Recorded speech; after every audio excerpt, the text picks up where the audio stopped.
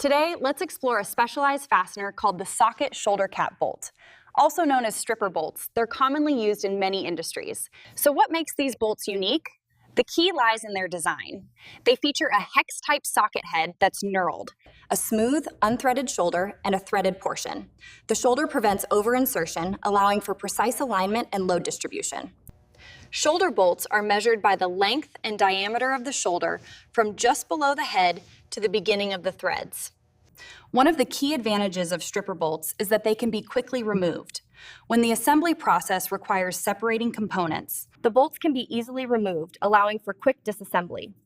In tooling applications, these shoulder bolts hold fixtures and tools in place during machining, ensuring accurate and repeatable operations. They are commonly used in stamping, die casting, and injection molding. Shoulder bolts are often used in high-maintenance applications, such as conveyor systems and machinery that require regular upkeep. If your next project requires shoulder bolts, contact One Monroe today. Our team of sales engineers is always ready to help.